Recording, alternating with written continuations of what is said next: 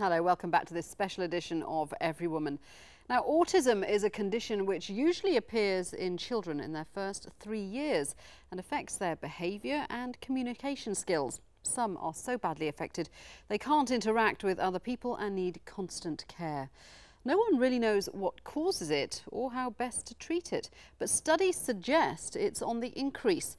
In the United States, autism is a national health crisis. A recent report revealed that 1.5 million Americans have some form of autism. And for families dealing with the lifelong disorder, it means huge psychological and economic pressures. www.cess. Cabbage. What do you want? Cabbage. What did you want, Carter?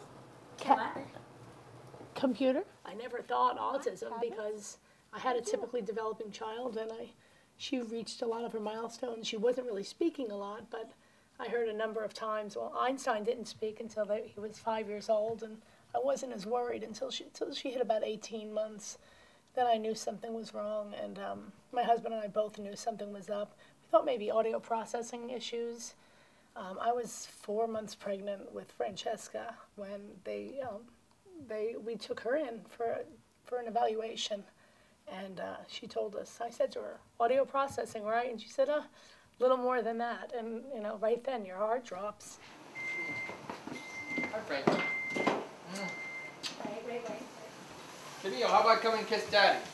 The initial shock of hearing your child, has autism is severe, and there's ways you can do it. You can either hide in a corner or you can stand up and fight. And we decided, my wife and Shelley and myself decided we were going to stand up and we were going to fight for Camille and fight with every last breath we had. And it's not only getting Camille, who's our child, the best education, the best opportunity she can have, but it's also providing opportunities for the future because, there hasn't been a whole lot being done in autism research. The autistic kids can't speak for themselves, so who else is there out to do it? It's the parents. It's hard on her. I think it is because she can say, "Hi, Mom, can I have a cookie?" She just rolls on the ground a lot and just says, "Blah." She yells a lot and stuff. What's not clear is how much of it is biological and sort of what we call hardwired, and how much of it is open to modification or improvement through the right kind of treatment and the right kind of environment. What we've seen with what we call a proper program, a program that tailors to the individual child, that builds the foundations for healthy relating, communicating, and thinking, as opposed to just trying to gloss over those foundations and teach appropriate behaviors. But when you work on the foundations, we've seen a lot of children do marvelously well. Come on, give it. Can you say hello? Hi, Camille. How you doing? Hi. Come on, Why don't you come on in? There you go, sweetie. Grab a seat. Yeah. She pulled it out for a little while yesterday. But, there's another little boy in school with her now. Yeah, how's the mix going? It's been hard. What I've really added into Camille's regimen has been, one, the Aricept, which really helped settle her. So we're at a pretty good balance. And now what we have is a little girl who has pretty good focus, who's improving her language, who's pretty well regulated, who's pretty happy, and then everyone's working their tails off to try and move her up to the next level, to help her learn. Are you excited?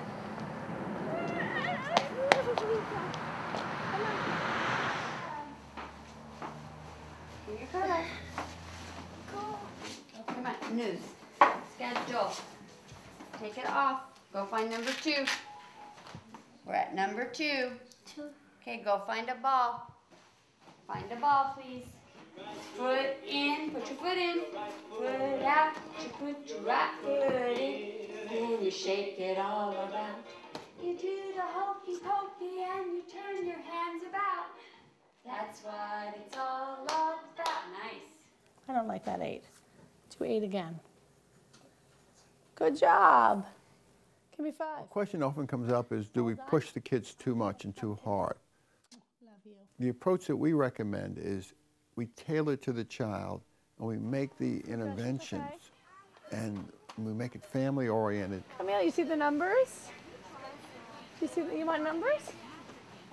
and we make it fun for the child. So we're working, the child's having fun.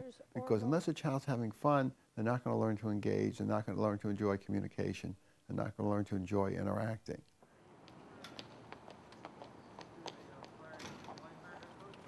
You okay? Here we go. Let's go. Here we go. What is it? Horse. What color is the horse? Do you know what color? Hey, hey. Look at Mommy. What color? What does he do? Blue. He's blue.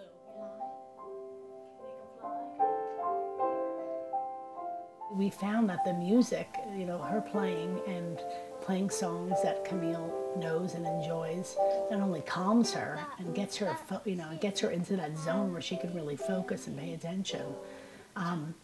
We can get a lot of language from her, and that's how we found it most successful. Because her verbal abilities have been, you know, really low, and they're getting better. But we use the music as a way to get her to speak. Okay, okay, stop. She's okay. Can you get off, please? Come here. No, but that's her seat. You know. You know, she can say get off. She can say get off. I know. She can say get off. The thought that they're trapped inside their bodies, you know. A lot of people use the word our kids were kidnapped. I mean, you know, we want them back. I mean, I do believe in that, but I mean, the thought of her really having it all going on in her brain and just not even closely able to express to us what she needs to is heart-wrenching. It's really sad because I look at her and I say, wow, I can't talk to my sister, and I see everybody, when I go to somebody's house, they go home and they say hi to their sister, and their sister says hi right back, and I feel a little sad. She's really a pleasure to have. We've learned a lot about ourselves. I believe my children, my other two children, the typical girls, will be better. They already are. We have to be concerned with Camille and what's going to happen to her when Joe and I aren't here. I hope that one of my daughters will, if nothing has happened and she can't live on her own, or, you know, the cure hasn't come or better therapies and she can't have what we consider a normal life, I wouldn't expect my daughters to do it. What I hope is that one of them would want to. It's heartbreaking to think that, you know, there's a very good possibility that she won't have the life that we all hope for our children. Well, joining me in the studio now is Dr Hatem El-Shanti, Director of the Shafallah Genetics Medical Centre. Thank you very much for joining us here on Everywoman, Doctor. First of all, let's be clear here. The little girl who we saw suffering autism in that piece, Camille, not all autistic sufferers are the same. There isn't one standard of autism. There's a whole spectrum. That's absolutely correct, actually. It's a spectrum of disorders that's called autism spectrum disorder. And this is probably one of the end of the spectrum representation of this disease. Do we know what causes autism? We know for a fact that genetics is a big component. There are very well-known genetic syndromes that are associated with autism. There might be some environmental factors that add to the etiology or to the cause of autism.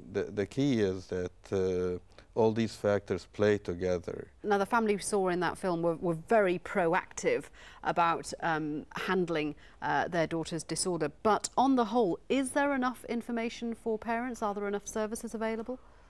There wouldn't be ever enough services for such a disorder. This is a devastating disorder, and once a family has a child, will be reaching, you know, even to the skies to get information about this and to get resources. There are considerable resources in different languages on the internet that can be accessed.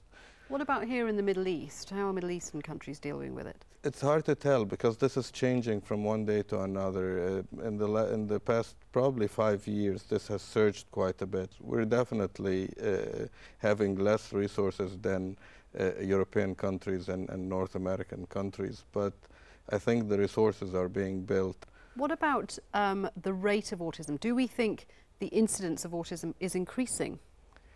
It looks like that now there is more recognition of cases and more rigorous definition of autism and its spectrum.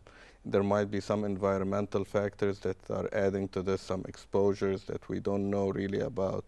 But I think that the most important factor is that now the healthcare professionals, healthcare workers, physicians, nurses are more aware and more cognizant of the symptomatology and the early symptoms of autism. What do you want to see happen in terms of research and government funding? Genetic research, I think, is the biggest component here. So I think the concentration should be on three aspects actually of autism. One is the epidemiology, how it is distributed across different populations. The second would be to work on the genetics or identifying the genetic causes. And the third part is the research in the awareness of the healthcare professionals. Dr Hatem El-Shanti, thank you for joining us on Everywoman. And if you have any comments to make about autism or any of the other issues we've discussed today, please drop us an email here at everywoman@aljazeera.net. Well, that's all from us for now. See you next time.